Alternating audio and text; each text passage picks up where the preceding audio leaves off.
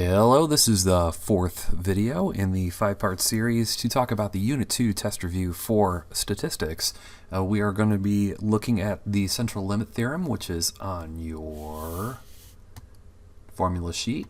And the central limit theorem looks like this. To find the z-score, for the central limit theorem, it's the small sample minus the small sample's average minus the average of the population divided by the lowercase sigma standard deviation divided by the square root of n, the sample size. Now it's good to know that this sigma divided by square root of n is the standard error of the average.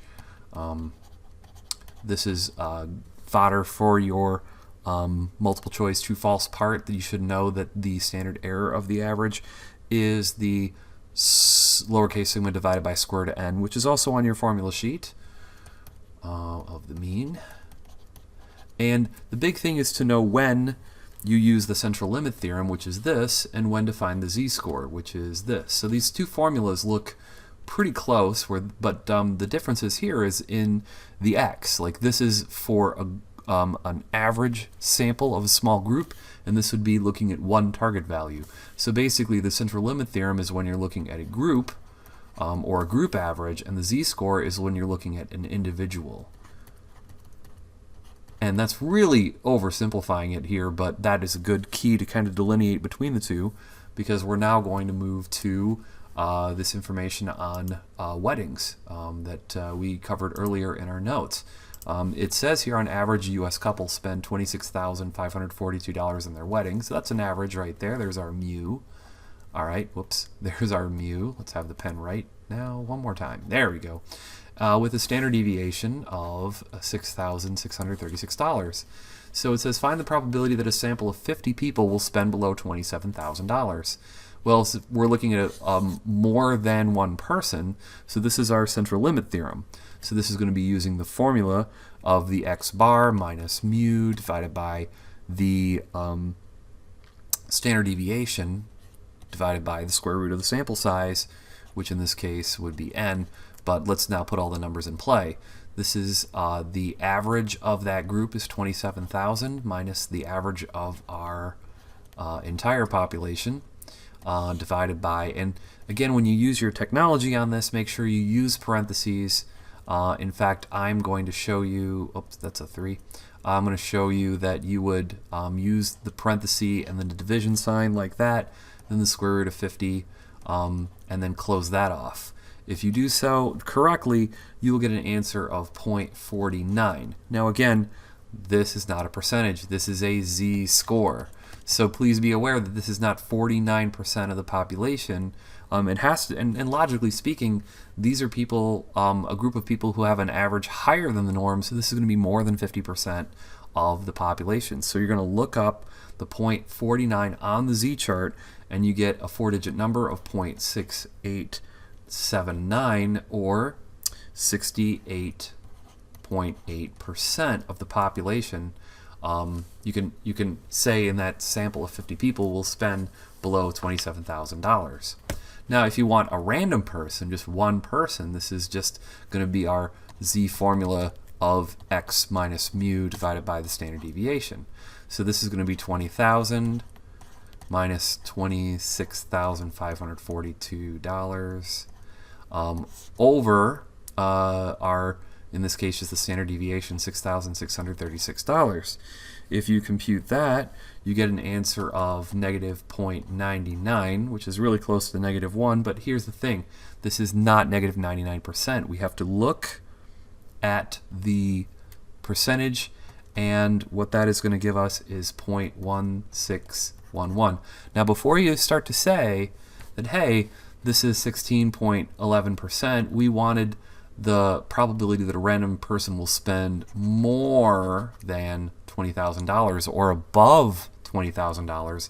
And every time we use the word above, you'll see me do that in our notes. The above in quotes are on your test. If you screw that up, this would be subtracting from 1. So 1 minus the 16.1% is going to be 83.89%, or approximately 83.9%. So approximately 83.9% is going to spend above $20,000 on their wedding based on this information here. So again, back to the start of the problem, you have to identify whether this is one person or group. This is a z-score. You figure out the z-score, convert to a percentage, and then if it's above, you have to subtract it from 1. If it's below, like this problem up here, we don't have to subtract from 1. So you may want to review the previous video about what we do with above or below or between. So now we're moving on to the bottom half of this page here. What 2 assumptions must we accept for any study?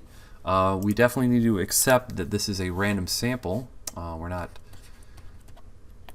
doing it in a biased way. And then our sample size is going to be greater than or equal to 30. Now, in the case that we don't have 30 people, we're going to assume that the distribution is normal. This is going to allow the book to, in this section, have a couple sample sizes that are below 30, but they said the distribution will be normal, and that will kind of clear us in that. But what we're going to do with, we're going to definitely delineate between Z and T scores based on this example here of n being greater than or equal to 30. So let's continue on with the last part of this page here.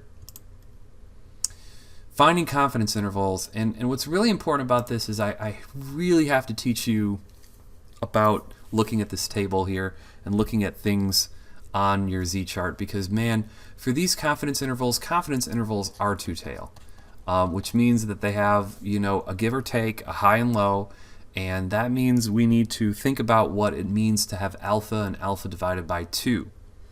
Now, what I'm going to do is actually do number 13 before we do number 12.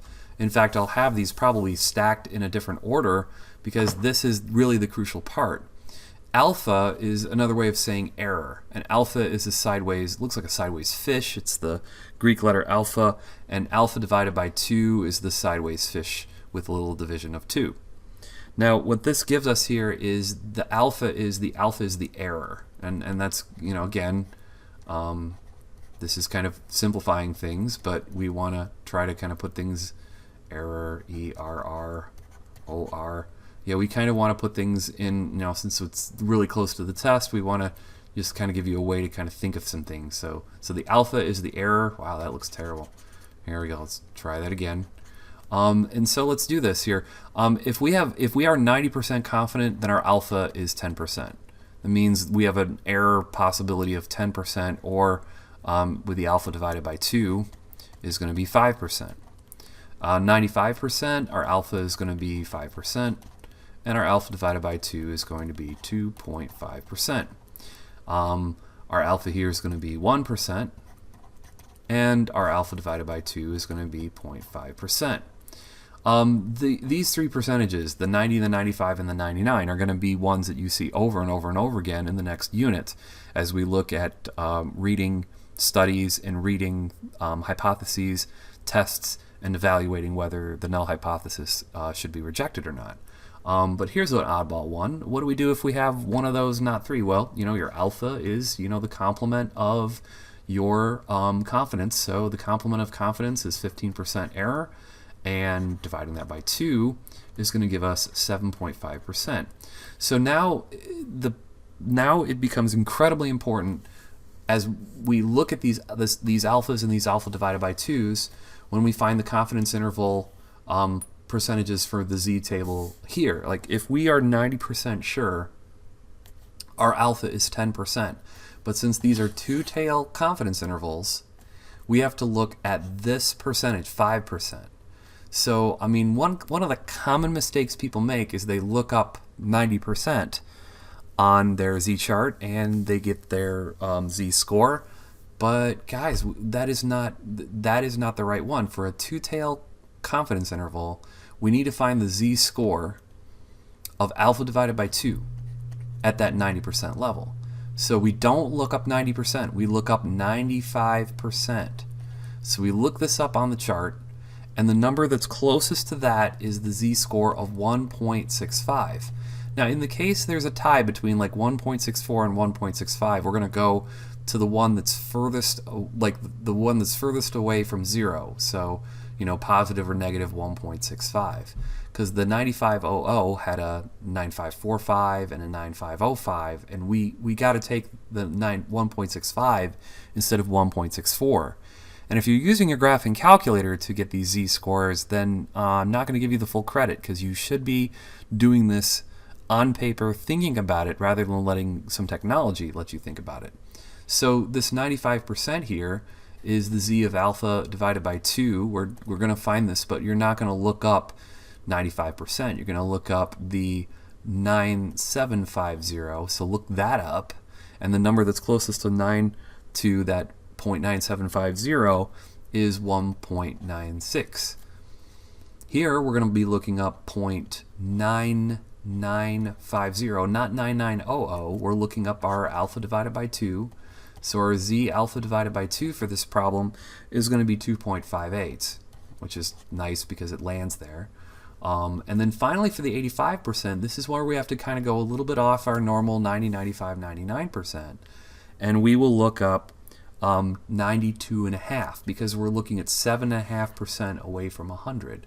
So we look up the 0.9250, and we get for our z alpha divided by 2, we get a z-score of 1.44. That is the z-score that's closest to 9250.